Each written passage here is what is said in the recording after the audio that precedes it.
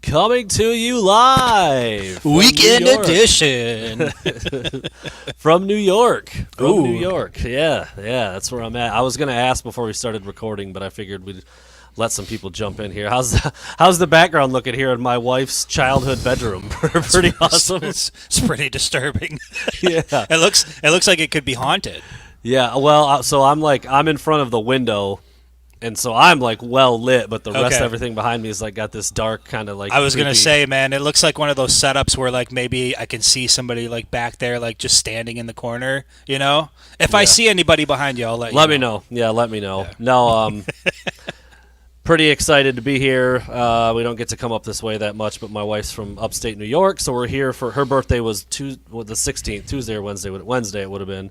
Yeah. And obviously Father's Day tomorrow, so we're here for that. Brought the little guy to see some family that we don't get to see very much. So yeah, should be pretty cool. Weather's supposed to be good, obviously. And that's why we're doing this today on a Saturday afternoon instead of last night, because we were en route and just getting in around. I don't even know what time we finally ended up getting here. Maybe 7:30, 8 o'clock at night, and then some family stopped over to see us in, and then my kid was up way later than he was supposed to be, and it just wasn't going to work. And you were busy too. You guys had Yeah. some stuff you got into. So Yeah. when was your wife's birthday? Actually, yesterday. No, actually, her birthday is on the 4th of July, so Ah, it's usually. But I tried to plan something a little bit early, just because everybody always makes plans for the 4th, and everybody's always usually traveling. So try to get something done a little bit ahead of time. I mean, people like us who have our anniversary that day. Oh, there you go. Yeah, right. So Yeah, this stretch is busy for us, man. My wife's birthday is June 16th, and then Father's Day is obviously usually in there somewhere. My birthday's June 30th, and then our anniversary is the 4th. So it's Busy, it's busy, a it's a busy. pretty packed couple weeks there for us too. So anyway, yeah.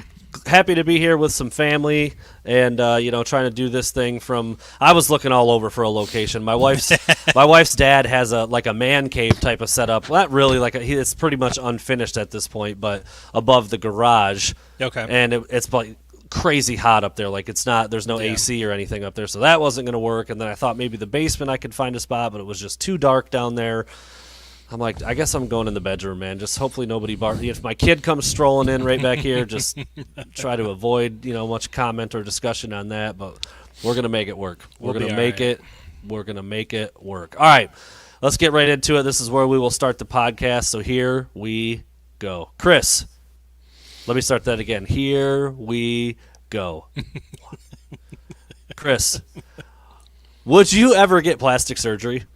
Would you ever do it? Let's say somebody came to you and said, "I got the bill, man. If there's anything out there, if there's anything about yourself that you just kind of wanted to touch up or fix a little bit, would you do it? Or do you have like a stigma with plastic surgery, or is it just like, I'm a guy, I'm 37, I don't care, I'm married, whatever."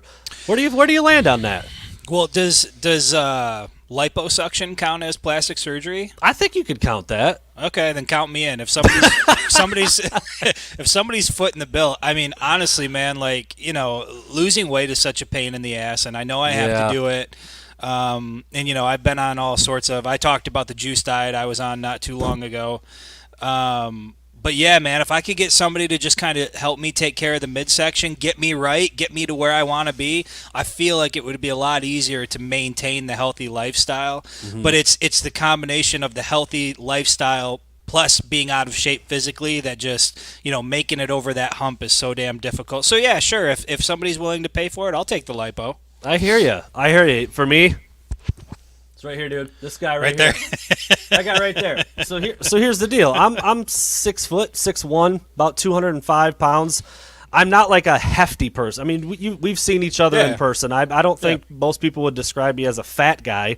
I'm 30, about to be 37 years old. I've accepted my life as a dad, and this is the body that I have right now. Could it be better? Absolutely. If I could get in the gym, cut down on the pop, I'd be in a lot better shape. But even when I was skinny, going back to when I mean like skinny.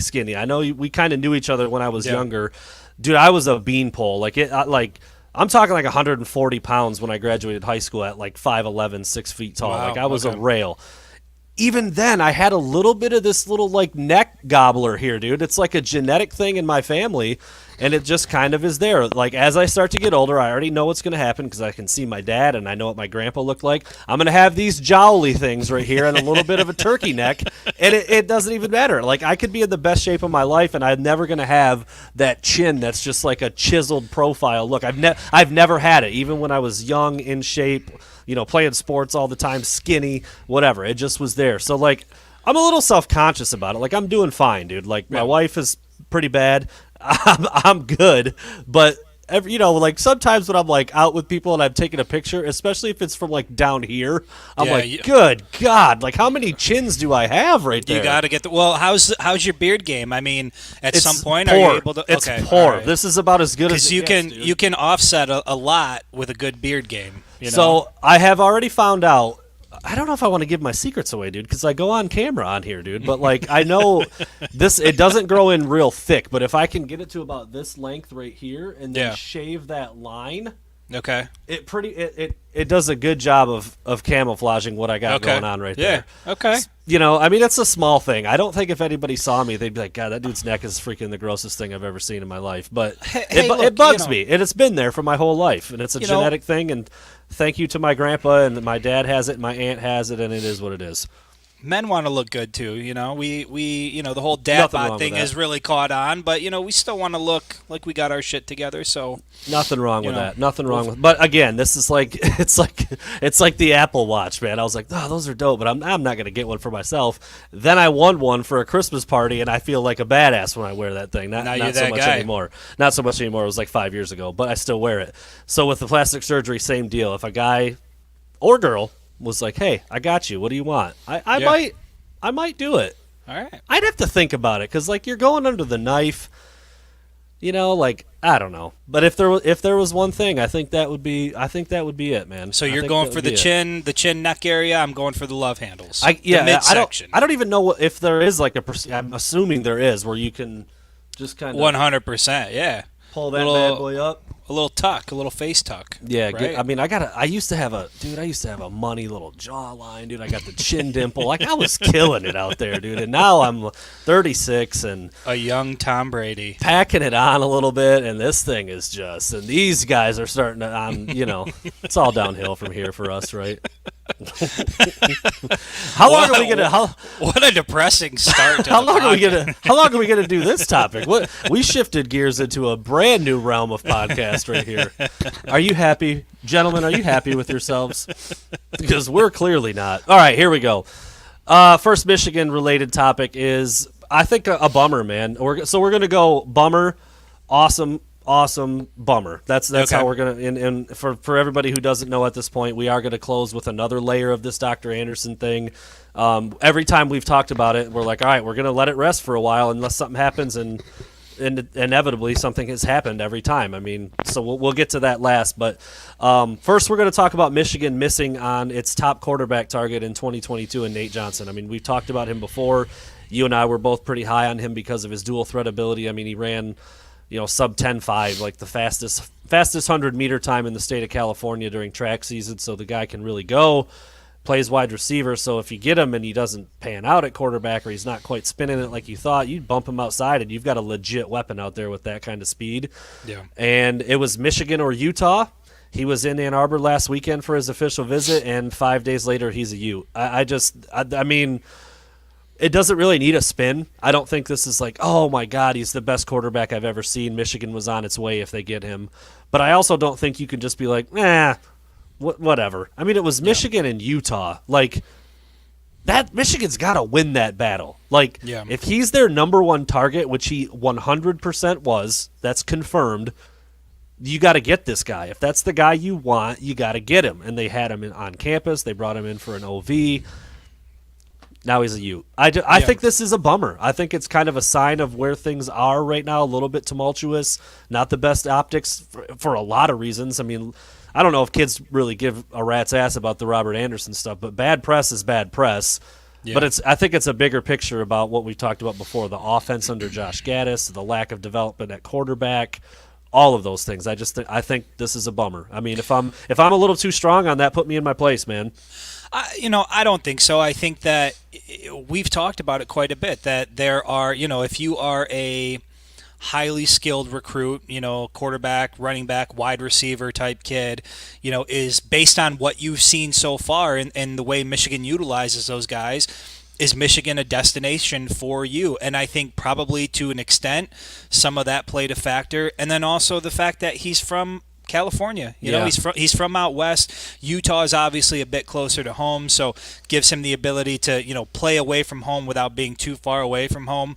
I certainly think all of those things play a factor. But let's be honest, if Nate Johnson is your top guy and you're a program like the University of Michigan and you're handling your business on the football field, I mean, year in and year out, you are competing for conference championships, you're knocking on the door of the college football playoff. You get a guy quarterbacks like Nate. Quarterbacks are the big numbers. Correct. Yeah. If that's happening and you want somebody like Nate Johnson, you're going to get somebody like Nate Johnson. So I think the points you make are valid. That until Michigan gets over the hump and has a breakthrough year and shows that they belong within that group, you're going to have things like this happen. Now, the counter argument could be, well, Utah certainly isn't knocking on the door of the college football playoff year in and year out, and that's right. But from a personnel development standpoint, from proximity to home, all of those things are going to start to play a factor. And when you look at it and you say, how can Michigan lose a guy like Nate Johnson to a program like Utah? That's how. There's several different factors that go into it, and I don't think you're off in any of that. Yeah, I mean, I looked into that a little bit because in my head, when I say Michigan versus Utah, it's like, I mean, it's a no-brainer. I mean, just kind of my perception, obviously what I'm familiar with, what I've seen over the last, or my whole life. I mean, not even over the last so many years. I mean, I've been a Michigan person my whole life and don't really know that much about Utah, if I'm being completely honest. But Kyle Whittingham has been at Utah since 2005, so lots of longevity, lots of consistency there with him. They've won the Pac-12 South 3 times, including twice in the last 3 years. They won a Mountain West champion. I mean, obviously different animal when you're talking about that, but he's got a conference championship under his belt. Different animal at the Mountain West, but he still has it. But he's won the South, 3 times, and he's got the same winning percentage as Jim Harbaugh over a lot longer period of time. Just about. Jim Harbaugh's won 69%, and Whittingham was like 67, 68 and some change. I mean, like almost identical. Right. And we've talked about it before with the way the offense has looked, and I don't think Utah has been like lights out offensively or pumping out first round quarterbacks or anything like that. They've had some nice players. Tyler Huntley was pretty good for them a couple years ago. He's now backing up Lamar Jackson for the Ravens. Like, I mean, so that's decent.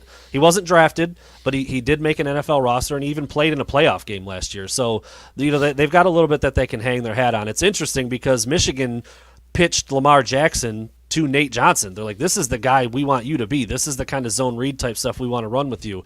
Yeah. Matt Weiss, the quarterback's coach, he came from Baltimore. So this was an angle that they pitched to him, and it didn't work. I mean, there's no other way to put it. Like I said, this doesn't have to be a spin. I'm not saying that the program is crumbling because they didn't land this kid, but I've just seen some really weird. This happens every time. Whenever a kid picks another school, the excuses come out of the woodwork. Like every excuse you can imagine. I mean, I saw somebody say, he didn't pick Michigan because of Michigan's quarterback room, and I'm like, really? Because the quarterback room isn't much to write home about right now, if you ask me. They're like, well, J.J. McCarthy's there, and then Dante Moore's coming, and I'm like, wait a minute. I'm like, Dante Moore hasn't even started his junior year of high school yet, and he's not committed. Like, if you think that kind of stuff is affecting Nate Johnson, I just think you're crazy. I mean, not to mention guys at that level, while playing time and getting on the field early is certainly a factor, I just don't think that like a Nate Johnson who's about to be a senior is afraid of some junior who's not even committed. That's just too much. Like, you're reaching too far, in my opinion. Well, but, to be fair, I don't know, and maybe you have some insight into this. I don't know what the quarterback room looks like right now at Utah. I do know what it looks like at the University of Michigan. And between Cade McNamara and Alan Bowman, you've probably got 2 years worth of quarterback there, and then you've got JJ McCarthy on deck. And so maybe if you are a kid like Nate Johnson, you're sitting back and kind of looking at this thing realistically. If you're thinking maybe it's 2 or 3 years before you get a legit shot, maybe that's something that plays into your decision making. But you're right. Like, as far as what the quarterback room looks like at Michigan, the quarterback room hasn't really set the world on fire since Harbaugh's been there. So to look at that room and say, well, I don't have a shot because these guys are a sure thing, there hasn't been a sure thing at the University of Michigan in quite a while. Yeah, I'm looking at the depth chart right now. Quarterback Charlie Brewer, I believe he's a transfer, and Peter Costelli.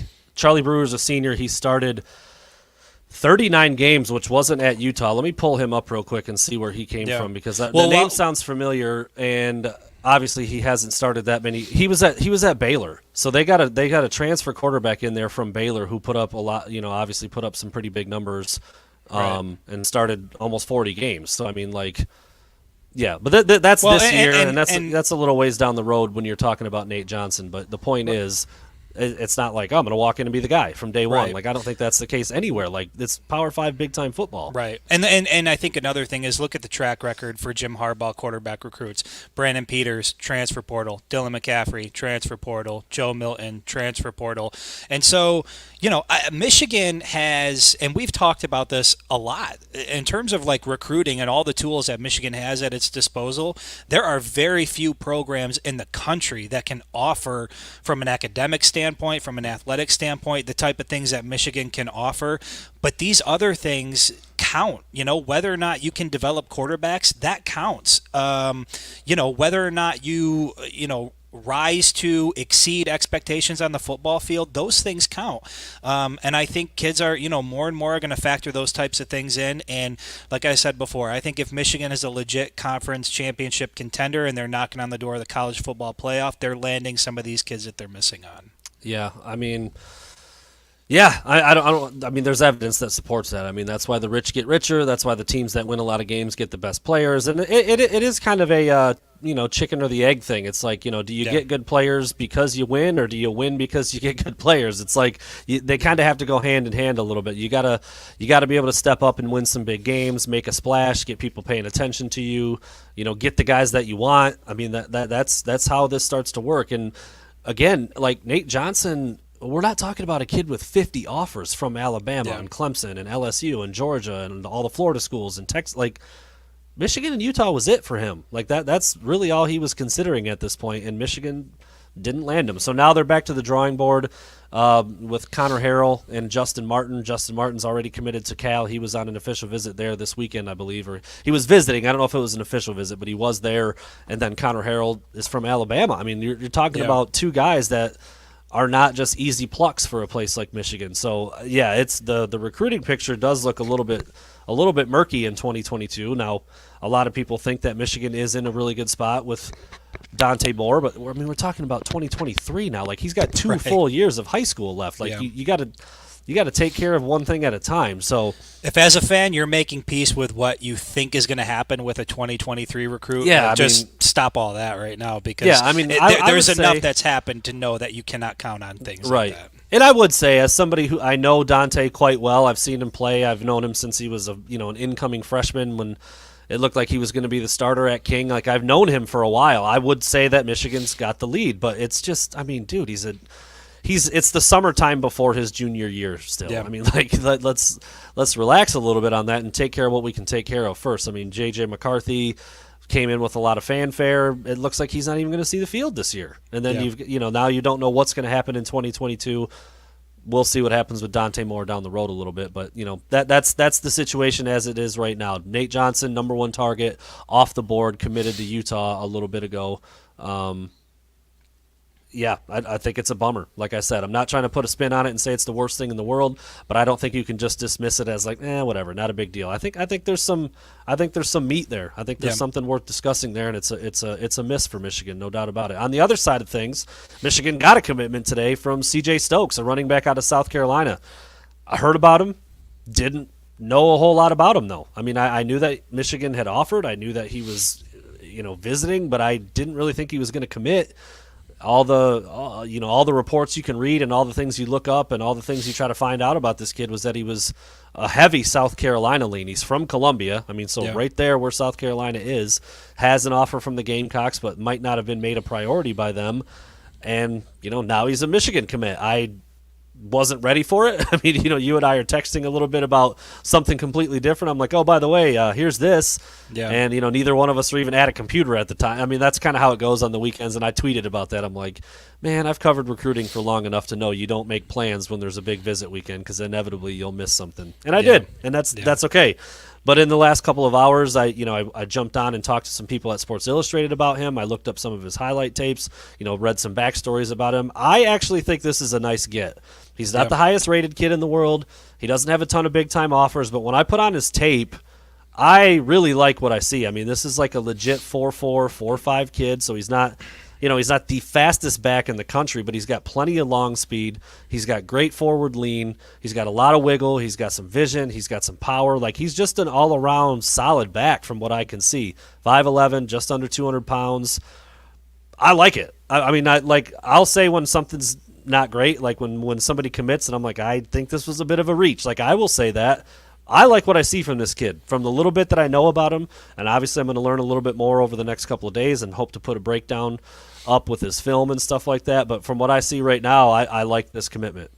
Yeah, it's same with me. It was when I got the text from you, I'm like, all right, let me start looking up and see what this kid's about. And you look at the ratings, and you're like, and you look at some of the things that are written, and it's like, okay. And then you turn on his game film, and I was pleasantly surprised. I mean, great vision on the field, good pad level, looks like a strong runner, but he's also quick. And when he gets into the open field, there weren't any, as far as I could see from the highlights, nobody was catching him when he was in the open field.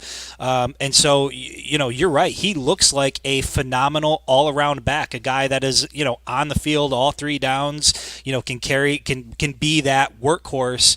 Obviously, he's going to have some competition there when he gets to, when he gets to Michigan. But I think overall, this guy was a bit under the radar, but a very, very solid pickup for Michigan and has every bit of an opportunity to be a contributor as anybody else in that room. So I think it's a good get. Yeah, it is. I mean, like I said, this is not this isn't a program changer by any stretch, I don't think. But, when you can go into SEC country and get a kid that was in the shadow of the school that looked like he was going to end up at and steal him away, like that's a good thing. I mean, so credit to Mike Hart, who I knew would be good for Michigan as a running backs coach. I mean, I don't think there's anybody out there that was worried about that.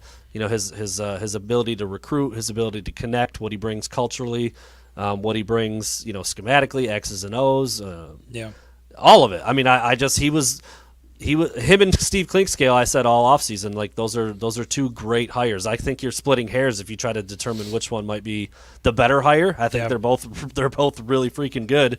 And now we kind of see some evidence of that from Mike Hart on the recruiting trail by landing C.J. Stokes out of South Carolina. So well, and that's we were talking about it a little bit, during the first part where, we were going over Nate Johnson and how Michigan can lose out on the guy. You look at what Michigan has done with the running back room prior to Mike Hart's arrival. And, if you're a big-time running back, I'm not sure why exactly you would want to come to Michigan just looking at the way that they've been utilized and what the production has been. And so, for a kid like that, you're right. He's in SEC territory. He seemed like he was a solid lean to South Carolina. For him to come to Michigan, I think that really speaks a lot to the new staff that's in place, and in particular Mike Hart and what they're planning to do with that group. And so hopefully we'll see a lot of that, this upcoming season. But, kudos to Mike Hart for a solid get. I'm still so anxious to see what that looks like with Mike Hart running the show. What that rotation looks like.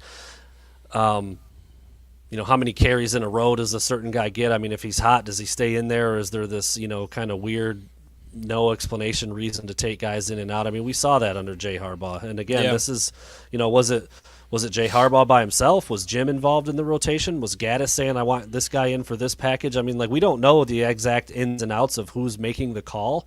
But, I mean, if it changes a lot this year, which I think it will, man. I mean, Mike Hart is not going to come to a place and just sit quietly and take a back seat. I was just going to say, he's got to be so confident in what he does that he's going to put his fingerprints on how this position is used. I mean, we've gone to some of these camps, and I know that Mike Hart doesn't want to do interviews with the media, but stand within the vicinity of him. Like, just watch the way he carries himself, watch the way he interacts with players.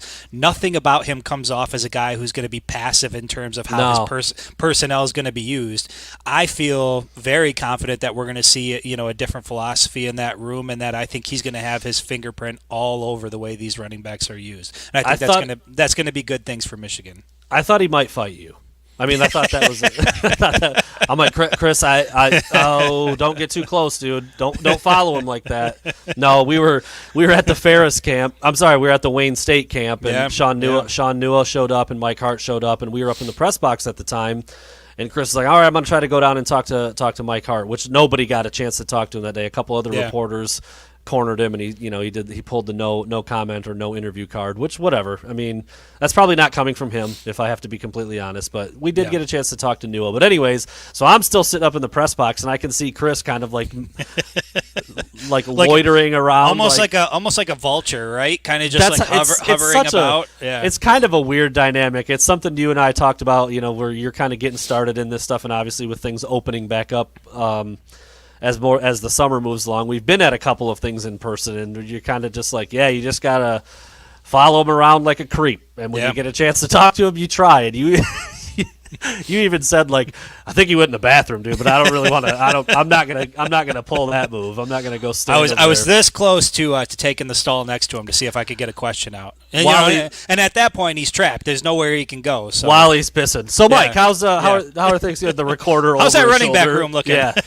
No. We're not doing that here at Wolverine Digest. But no, it is like you've got to try to find your spots to get in there and talk to them. And at a camp, they're also like they're in drills and they're standing out in the middle of the field. We weren't, a lot of times the media is not allowed to just trot out there. Sometimes you can. Yeah. Sometimes you can mix and mingle. And the Michigan Football Showcase at Ferris, we were everywhere. Yeah. We were out on the middle of the field talking to this guy, talking to that guy. A lot more access there. Most of them, you're on the sidelines, and the coaches know that, so they go to the 50, and that's where they hang out at. That's what Mike Hart did all day. At one point, when they were transitioning fields, we tried to grab them. No dice. Anyway, it is what it is. I still really like that move. I still think he's going to be really good. I still think he is, going to be going. I don't know if aggressive is the word, but I mean, I think he's going to be assertive, and he's going to want to be the freaking coach. Like, this is my position group. These are my guys. This is what we're going to do with them. Like, obviously, it's not going to be his final say, but I get the sense that how he, like you said, how he carries himself, how he conducts himself, like. He's not coming to Michigan to change it up and be different all of a sudden. Like, plus he's back home, man. Like he's in there. And I just think that's going to be a big difference and a big change on offense. I'm really anxious to see that. I mean, obviously quarterback, obviously O-line, obviously what do the receivers do? Obviously everything. Is Gaddis going to be, going to take a step in the right direction this year instead of the wrong direction? Running back usage might be right up there for me as my most intrigued storyline. I think quarterback's probably everybody's number one. It's hard not to be, but running back is right there for me. But I think when it comes to the running back, the running back group is. There's an excitement there because you have some known commodities and they're pretty damn good. Yeah. And so, there's a lot of question marks everywhere else on the field outside of guys like Aiden Hutchinson and, Brad Hawkins who are coming back on the defense. Like, what you have with those guys, Dax Hill even. But on the offensive side of the ball, among all the question marks that exist, that running back room is very solid, very talented. And if they can be utilized the right way, I think you're going to see, something that we haven't seen at Michigan in a long time. Which is, you get somebody over 1,000 yards. Yeah, again, comes back to that rotation. If a guy pops off 60 yards on a drive and scores, he should be in again the next time you get the ball. You should not see him for 2 quarters, which is a specific example that we saw last year with Hassan Haskins. Just hard to explain that, hard to defend that approach. So we'll see what Mike Hart does with that group. Michigan basketball.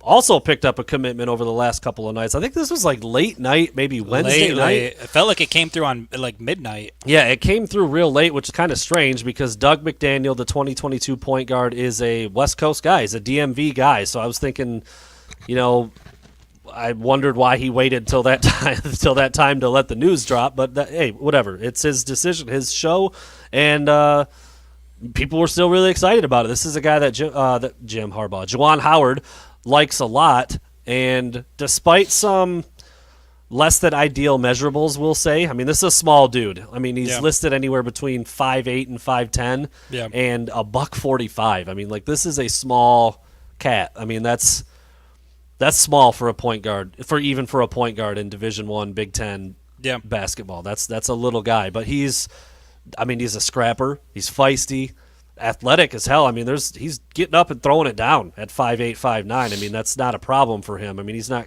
going to yam on somebody in traffic, but on a fast break, I mean, he's putting it down, can shoot it really quick, really fast. And my favorite thing about him, like, dude, this guy is a passer. Like, every pass he makes is like got a little flair, and it's like on the money, and he's putting guys in a perfect position to score.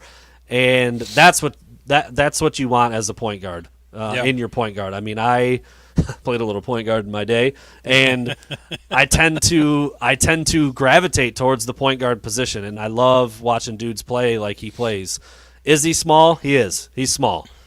But every single other skill you want in a point guard, he's plus, in my opinion. I mean, there's not really anything he can't do other than be big. Like, that's pretty much it. When you look at him, you're like, damn, he's pretty little. But look at him make plays, and look how he gets after it. Yeah, it's that's exactly where I was at. Like, you look at the height, you look at the weight, and immediately you're concerned, and then you turn on the film and you watch him play. And I want to say real quick before you. To me, it is more the weight almost than like that's a slight guy. When you're that small, like, you're not going to be 190. Like, I mean, you're just not. Like, when you look at his frame and how he's put together, I'm more worried about that than the height. Even if he is an official 5'8", like, you can make that work. It's not ideal, but that's as light as any Division I prospect as I've seen. I think it's light. It's light for that level of play, but like I said, you turn on the film and you look at the way he passes the ball. You look at his quickness. You look at his defense. You look at his swagger.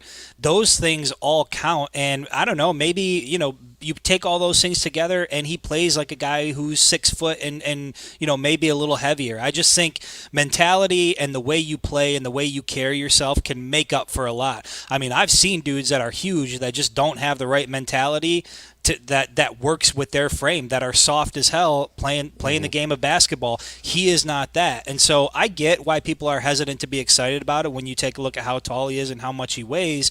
But when you watch his game film, it's hard not to be excited about a player like that. Obviously, Juwan Howard wanted him for a reason. And at this point, I don't question what Juwan Howard's trying to do. If he wanted that guy, there's a good reason why he wanted that guy, and I have no reason to doubt or to be skeptical of what Juwan Howard is doing in Ann Arbor right now. So I'm glad he's here. He seems excited to be a part of Michigan, and look forward to seeing him. Chris, I didn't want to jump in on you while you're making your thought there, but more breaking news. Michigan has landed another football commitment. Aaron Alexander, kind of a speedy. It's funny, man. Maybe funny's not the word. I don't know. He's a Viper.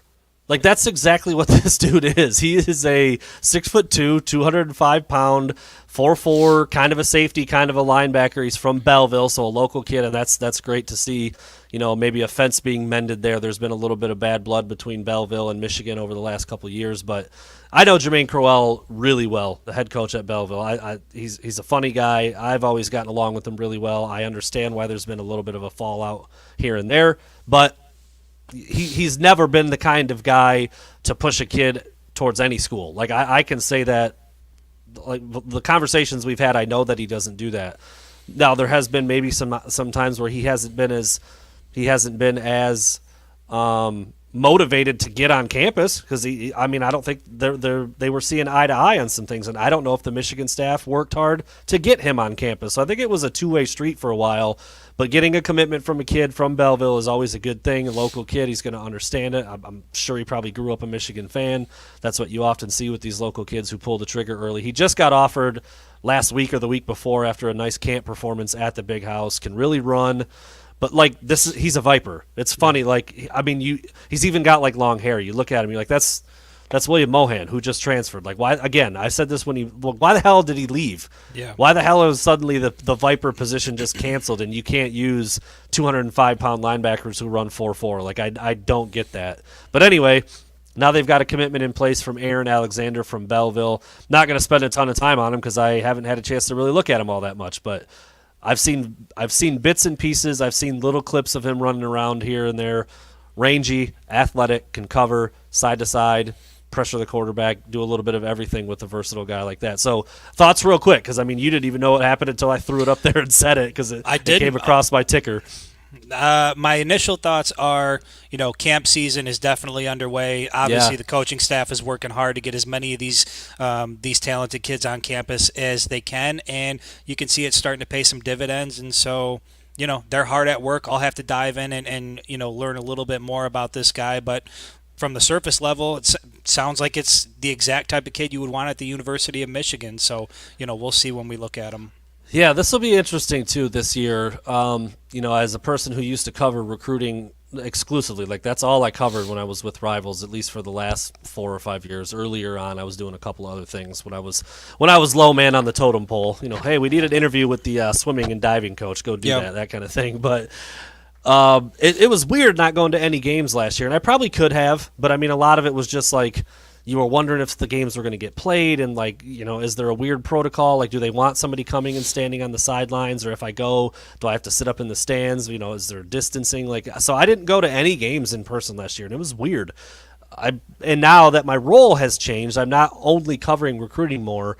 I'm wondering how much I'm going to get out and see these guys. But, like, Aaron Alexander, right down the road at Belleville, would be a kid I could see easily. And like I said, I know Coach Crowell really well, so I could easily pop in there and do that. So more coverage coming on him is the point I'm trying to make as a guy I haven't really seen much of before. Don't know a whole lot about him other than, what I just said. The speed's there, the size is there, the versatility at linebacker / safety, kind of a hybrid guy, and he's local kid from Belleville. So we'll see what that ends up turning into, and we'll see how much coverage we can get on him in the coming days. Again, I'm out of town right now.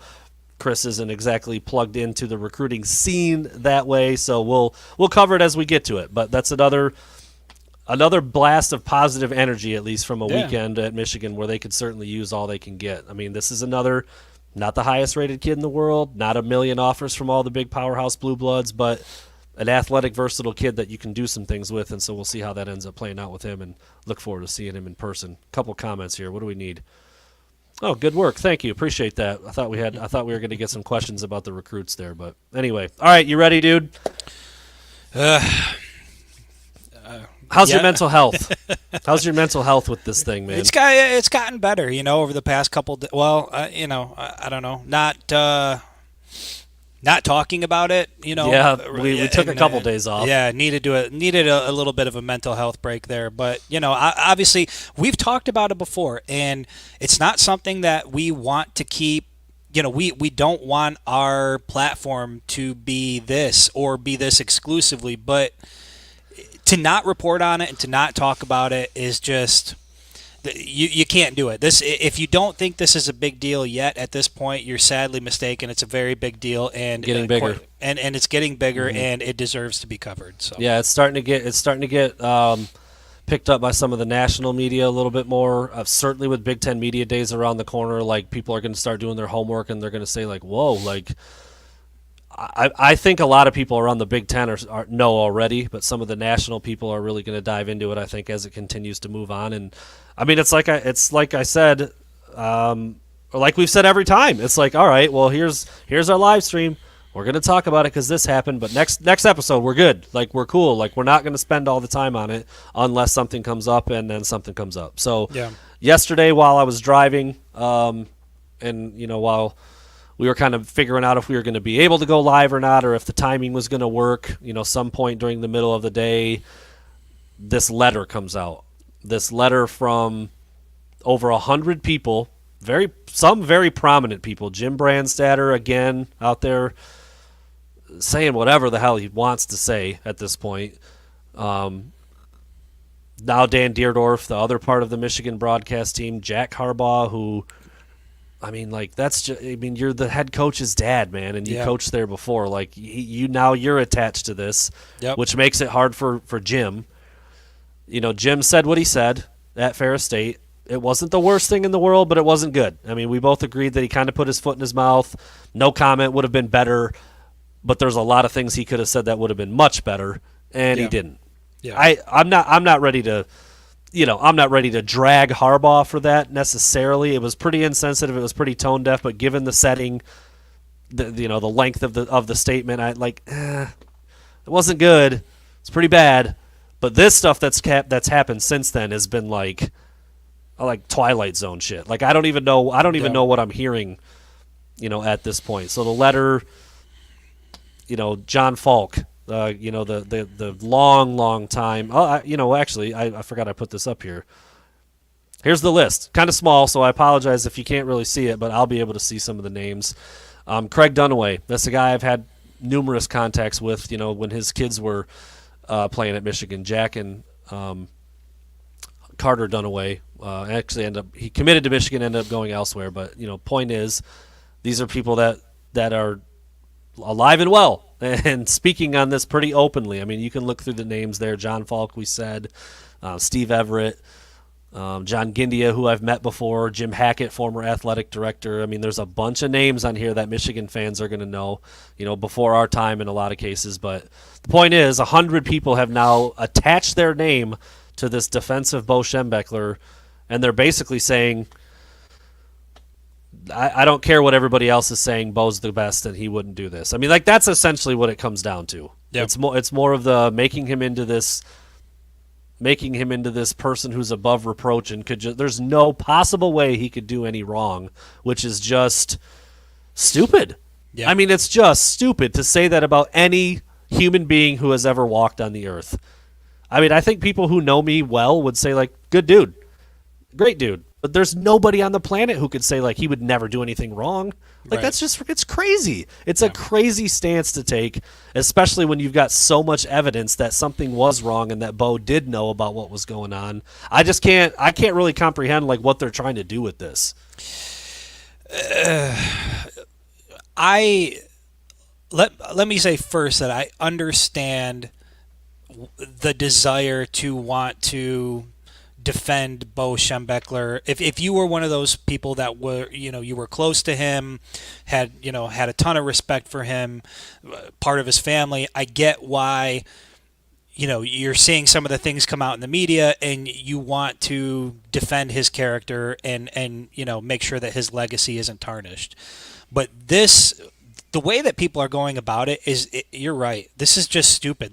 This letter did not need to go out. You can draft up a letter that's you can make it into a chapter. You can make it into 2 chapters about how great of a person Bo Schembechler was. It doesn't change a damn thing in terms of what happened and what some of these survivors are saying they went through. And so the way it comes off is that you've just decided, because of what your experience was with Bo Schembechler, that nobody's to be believed. That the survivors that's essentially what you're doing when you sign your name to a piece of paper like this. Mm-hmm. You're basically raising your hand as one more person that doesn't believe what these people are saying. I think it's a really shitty stance to take, and I think that if like John Vaughn said, that they want the University of Michigan to cooperate with a investigation with the Attorney General's office. Mm-hmm. And I think that if that does indeed happen, all these people that are signing their names to these lists, you're now going to be part of a witness list as well. And somebody like Jack Harbaugh,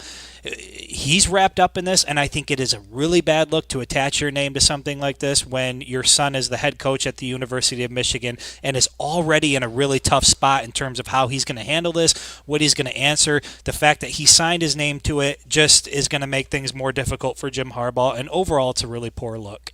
And this is another weird thing, because this is a powerful, far-reaching group on here. You're talking about Brandstatter and Deerdorf and Jack Harbaugh and the former athletic director. There's a couple of women's names on there. So, and I don't even know who they are, but obviously it's not just football players. Is the point I'm making with that? It's a wide-reaching, somewhat powerful group in terms of who these people are. So, if you're not on that list, what does that mean? Right. That's another weird thing. It's this isn't these. I didn't see Lloyd Carr's name on that list. Right. These aren't the only people that were approached about being on the list. Right. So what does it mean for the people that aren't there? Did they know? So you're just putting so many people in a weird position, Yeah. and making everybody kind of be like, well, what does that mean? Why would you say that? And if your name's not on there, does that mean you know Right. something, or does that mean you just don't want to be attached to this right now? If you're passionate about it in one way or the other, you should Yeah. speak out. Like, there's just so many weird things that I think about when I look at the list and when I look at what the words say. Do you know how irrelevant this letter is? It's no different from, when Brandstatter tried to bring up Kwiatkowski and his drug abuse, and ultimately, like, that has nothing to do with what he went through. Like, those are two separate things, right? Being sexually assaulted is one thing. Having an issue with drugs is another thing. You can't use one to sort of justify the other, or vice versa. You just can't do that. And so, like I said before, if you want to come out and you want to talk about how great of a person Bo Schembechler was, and you want to sign your name to it, that's all fine and good, but it doesn't change anything that happened to these people who went through it. And where I'm really struggling is, you're right. Where are the people? There's obviously notable names that are not on this list and people that didn't sign their names to it. Where is the group of Michigan folks that are willing to put out a letter to come to the defense of these people and say, hey, we need to listen to what these guys are saying. This is a big deal. This is bigger than Bo Schembechler. This is bigger than wins and losses. I find myself really disappointed. We're both Michigan fans, obviously, love the Michigan football program, but man, am I disappointed with the way this is being handled by the Michigan community. It just seems, I don't know how to come to terms with it. It's very disappointing. Another two groups of people I thought about when I saw this letter and I saw the names on here. So let's take Jim Brandstatter, just because he's one that a lot of people know because of his current role, but he played at Michigan, obviously. What about a teammate of his who was assaulted, who now sees this list and is like, Brandy, what the hell are you doing, dude? Right. Like, we were boys, man. We were brothers. We were line mates. We were roommates. We were locker partners. We were, we traveled together on the bus. Like, how dare you? Right. How freaking dare you? Or how about another person who was not assaulted but seems to have his head on straight and says, Brandy, what the hell are you doing? You Right. can't say this. You cannot say this about these people. Like, both of those groups of people exist. I don't know how many it is. I don't know how many people would be willing to say those things to Brandstatter publicly, privately, on a phone call, in a text, whatever. But those two groups of people also exist. Somebody who wasn't in the Wilmer Hale report and wasn't at the press conference and hasn't said anything publicly, but knows, damn, dude, I lined up next to Brandstatter for 3 years and I know what I went through. How dare him, man? Right. Screw that guy. Like, seriously, like, this is driving such a wedge between the Michigan family. Yep. Like, I'm not saying take away the Anderson side or the victim side of the things, but like the actual just guys who played football together like are such a brotherhood, and this is just driving a spike between them because there are multiple groups of people who exist. Victims, non-victims who knew but didn't say anything, non-victims who might not have known who are looking at this from both sides, non-victims who fall on this side of the fence, which is just insane to me. Yeah. And non-victims who fall on the other side where they're like, dude, no, we gotta help our guys, man. Yeah. We gotta love these guys. We don't need to take shots at them or discredit what they're saying. It's just there's just so many different brands of people in this thing right now that like putting a letter out like this is just. And what's really, I don't even know what it's trying to accomplish. What's really shitty about it is like there's always this. Well, we want to be clear that we feel for the victims, but the next 3 paragraphs are basically attempting to discredit them and call them liars. Yeah. So it's so disingenuous that anybody who's got their shit together can read it and say, this is clearly you're putting one man above the stories of all of these people who claim to have experienced this. And even if you're skeptical, even if you don't believe Bo Schembechler was capable of knowing and not doing anything, you have to at least be willing to entertain it because these people are saying this happened. Yeah. Right? You can't, if you weren't in the room and you weren't part of those discussions, you can't come out and say what Bo would have done or wouldn't have done because you weren't there. These are people who heard it, they saw it, they talked to him, and they're telling you this is what happened. Guess what? This is funny too. All the people who are like, I need proof. Like, firsthand witness testimony is proof. Right. People go to jail based on that. Right. Like, if you think about it, anybody who's in jail for a sexual crime, like, very rarely is there hard evidence because they happen behind closed doors and in private settings, and when it's just the accuser and the monster. That's it. Like, those are the only people involved in almost all these types of cases. Yeah. So firsthand witness testimony of something that happened to them is proof. Like, that is enough to put someone's ass in jail if that's what we were talking about here. Right. It's not, and because the if you- people are dead and this is a civil thing, but, like, it's still enough. It's Right. enough already. And if you're in the camp that it's like, well, this is just an attempt to tarnish Bo Schembechler's legacy, like, there was no appetite to tarnish Bo Schembechler's legacy prior to any of this coming out. There wasn't like a group of the Michigan fan base that was like, we got to get this guy, we got to come after him. That just wasn't reality. That's not a motive. That's not a motive. And if you need evidence of that, listen to Richard Goldman, or is it Goldman or Goldberg? Goldman. Yep. Goldman. Listen to Richard Goldman, who unequivocally does not blame for, which is weird based on the story he gives, but he does not blame Bo Schembechler at all. Doesn't want Bo Schembechler held accountable, but acknowledges that he talked to Bo Schembechler on three separate occasions directly, and heard an argument between Bo Schembechler and athletic director Don Canham, heard the argument and them arguing about Dr. Anderson. And this is a guy who is a supporter of Bo Schembechler. So, the more you hear these stories, the less realistic it is to take the standpoint of like, well, Bo couldn't have known because he was just such a great guy. Like, to me, it says that the people who are putting out these letters and who are furthering this effort, they just don't want to hear it. And we talked about this on the last podcast. The big shame here, one of the biggest shames, is that if Bo Schembechler wasn't a part of this, I don't think you would be seeing the type of pushback you're seeing. I think these guys who survived this, went through this, would be getting the support that they rightfully deserve. But because Bo Schembechler and his name has now been added to this, it's like, well, screw these victims. They can't be telling the truth because they do drugs. They got kicked off the team. They got marriage issues. And then you've got a guy like in the comment section like Dave Carr who says, well, why wait all this time to come forward? And it's like, guys, this has been discussed. The victims have literally come out and said why they waited, whether it was fear of a scholarship being taken away or they didn't even know that they were being sexually assaulted at the time. Like, this is all ground that has been plowed. And I really encourage people, like, do your homework and read about what these people have to say before you want to come out and try to discredit them. Well, I've got two answers for that question too. Like, why would they wait so long, bro? They freaking didn't. There you go. Yeah, They didn't. That. There's that. They tried to tell people back then, and it got swept under the rug and ignored. So there's answer number one. Did all 900 of the people tell somebody? No. Like, that's clear. No, we've talked to John. Yeah, we talked to John and Chuck both directly, who said, like, no, I didn't realize what was happening was wrong, but it was absolutely wrong. So no, at the time I didn't tell anybody. But some people certainly did.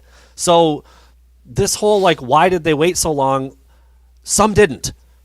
Richard Goldman, he said the day of his exam, he went and told Bo, and nothing happened. And we heard about other victims that had said the same thing. I told him, nothing happened. Right. I told Canham, nothing happened.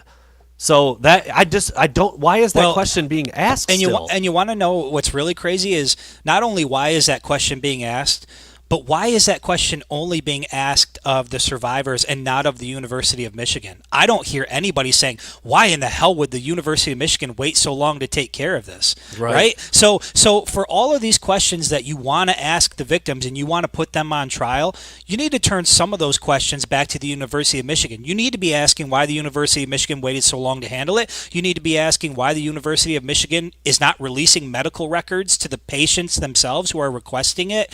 There's questions that need to be asked of the University of Michigan that aren't being asked right now. And I think the victims, at least in terms of public opinion, they have gone through the process of telling their story and explaining themselves and talking about their background and being vulnerable and sharing experiences that, quite frankly, nobody would want to share, to one other person, let alone in a room full of cameras and live on television. So I think now it's time. A lot of the focus and the attention needs to be turned back at the University of Michigan, and they need to be asked a lot of questions now. So this isn't typically my style. I usually don't do the hypothetical thing because it just doesn't make much sense. But I've seen, good God, have I seen some hypothetical nonsense from people that are like, well, this is how I think it went. I think the doctor did this, and then a guy went in to told, they wrote a script. Like I literally seen someone write a script about like, this is what I think the conversation probably went like, oh my God, shut the hell up, shut up. But anyway, this would be crazy. This would be crazy. What if from Mia or Maya, sorry if I said your name wrong. What if it did eventually come out that Jim Harbaugh ended up being a victim? I mean, I don't know if that would have ever happened. Like we know that some people went to the doctor and didn't get assaulted. So like it's very possible that nothing weird ever happened to Harbaugh the whole time he was there. But honestly, could you imagine if he somehow had this awakening and came out and said, you know what, I was one of the victims, and then his dad's name is on this damn letter? Yeah. Like, well, it's crazy that you would just slap your name on this thing with right. Just clear and obvious proof that something was amiss. I don't understand the motivation. Or forget about, I think that ship has sailed in terms of Jim coming to a realization. Right. Whatever. Like, that's what I said. I don't do the hypothetical thing, but, like, it's just a scenario where you're like, well, there goes that. But I will say there is quite possibly, and I would say it's even likely at this point, that somebody who Jack Harbaugh is close with, has a relationship with, that he cares about, who cares about Jack Harbaugh, went through this. And now you're looking at Jack Harbaugh like, Jesus Christ, like, like we were in this thing together. Like we had a bond, we had a brotherhood, and I've kind of just been left out here alone with all the names of these people who just don't want to believe what it is I'm saying. And guys, like, this is why people don't come forward. Like, do you honestly think that, if the hundreds of people who didn't come forward, do you really think that if they had come forward back in the 70s with Bo Schembechler in his heyday, that the response from the general public would have been anything else? I mean, think about yourself as an African American kid. You're in the state of Michigan from another state. You don't have your support group there. You're playing at the University of Michigan. Your coach is Bo Schembechler. You don't have access to the greatest healthcare in the world, so you're not even really sure how a physical is supposed to go. And yet, it's so easy for people to sit back and just say, well, why wait? Like, you really got to do your homework on this thing, because the more people say that, especially as the days go on and the information comes out, like, you really just look like you should sit this one out. Like, you're clearly not interested in hearing. And I've said this before. I think when people say, why wait? It's not a question. It's an accusation. Just like all these other questions that come out, like, why would you go back? Why would you do this? Why would you do that? You're basically, you're accusing the people who went through this ordeal, and you're really not interested in what they're trying to say or what they have said, because if you were, you would know the answers to a lot of the questions you're asking. Yeah. And another question that it's like the same type of question. Why did they wait so long to say something? The other, like, little offshoot of that is, why didn't they go to the police? Like, we heard from two firsthand accounts that they didn't even know it was an incorrect or an illegal medical procedure. Why the hell would they think it was criminal? Right. Why would they think to even go to the police when you're, like, all those things Chris just listed? You're from where you're from. You're out of state. You're admittingly admittingly uneducated. Like you just don't even know like what you're supposed to get during a physical exam. Or in John's very specific case, the doctor says cancer. John's Yeah. like, do whatever you need to do. Yeah. Oh, I find out years later that was illegal, and you were doing things like as a sexual monster. Like why would you do that to me? I thought you were checking me for cancer while my mom is at home in Missouri dying of cancer. Every case is a little bit different. I understand that. Not everybody who saw the doctor was molested. I understand that. But like the victims who have come out and told their story, for this letter to be put together and for 100 people to sign it is like, it's shameful. Yeah. It's shameful. I would be. Oh my God! I can't. Like if I was one of these people's child, I would be disgusted. I would be absolutely disgusted with my mom or my dad if they put their name on something like this. Yeah. Like we've talked about and we've said it before. However you feel about him, you're more than welcome to still feel that way about him. Like nothing has to change in terms of how you view Bo Schembechler or what he did at the University of Michigan. But when you start putting out letters like this and you start attaching your name to things like this, now it's I think it's counterproductive to what you're trying to do, because if you think that a letter with 100 signatures on it is going to salvage Bo Schembechler's legacy at the University of Michigan, there is no salvaging it. You can put out as many letters as you want. You're not going to stop the investigations. You're not going to stop people from coming forward, and you're not going to stop this thing from heading where it's headed to. I don't think nobody knows what the end road is going to be in terms of what Michigan's going to pay out and what's going to happen with building names and statues, but I can assure you that these letters aren't going to change that course at all. This thing is going where it's going. Your name is attached to that forever. Correct. So congratulations, you dummies. I Bad move. I just don't. I don't get it. I don't get it. I mean, so it's now Saturday. We'll be back on the air doing another live stream on Monday.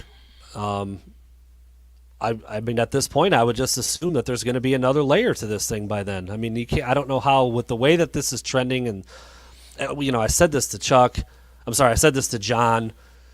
It's so sad that there are now like sides. It's Team Bo versus Team Victims, but like it seems like they're almost like trying to.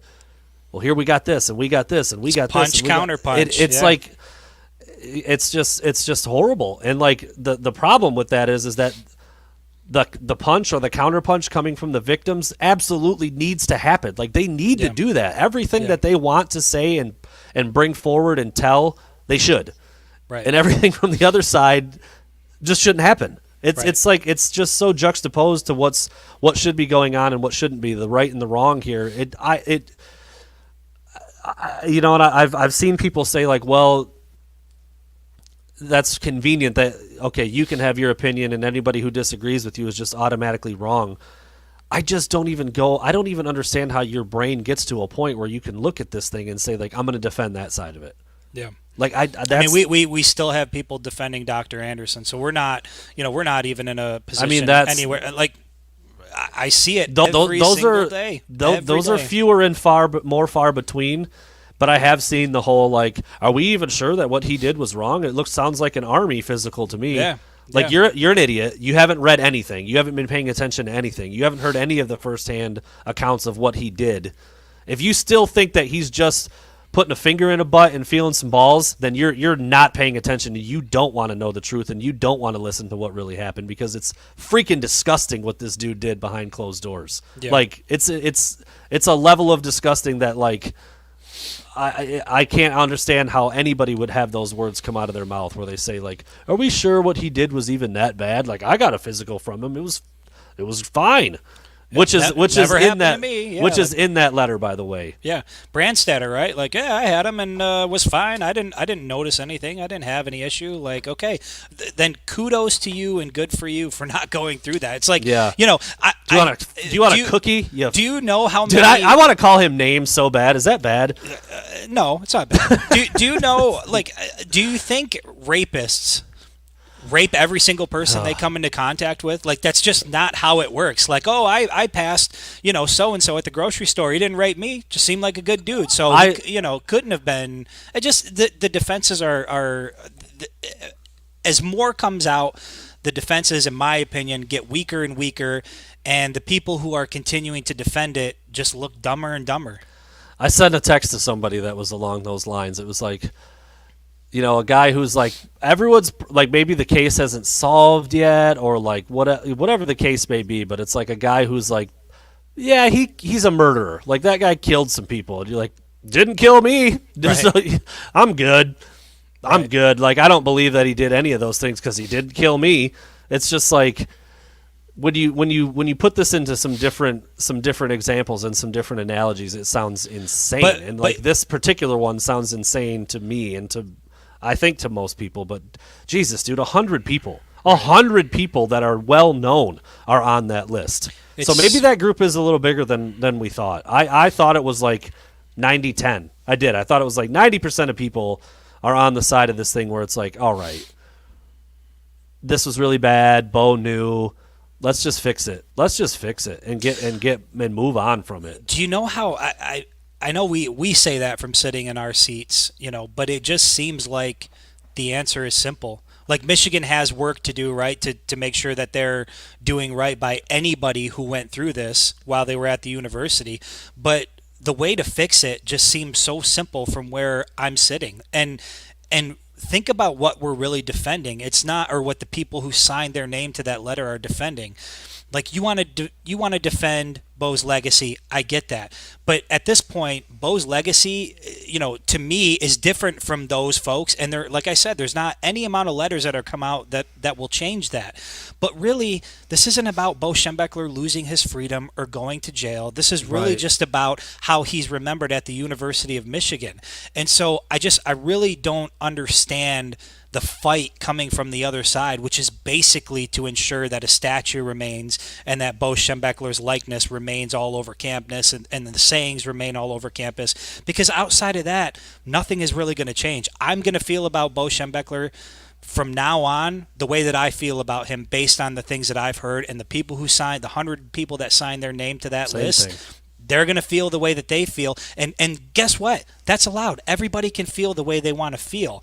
But to go to this length to defend a statue and some sayings on a building and names of a building, I wouldn't want to be on that side of it. I wouldn't be signing my name to a piece of paper like that. And I sure as hell wouldn't be doing that given where we're at in this process and how much more there is to come. And there is going to be another bigger investigation. And now you've sort of written in cement where you stand on this, and you're going to have to own it. Yeah, like, I mean, if they take a wrecking ball to the statue tomorrow, like, Brandstatter can still drink Bo's sweat all he wants. Yeah, like, absolutely. Do whatever you want, dude. He can wear his Bo hat all over town. Do whatever you want. Do whatever you want. Doesn't change a thing. It's not going to change how you think about him. Like, that's another thing that I like, the physical act of a statue existing. It doesn't do anything. Like, it really doesn't do anything. That's another.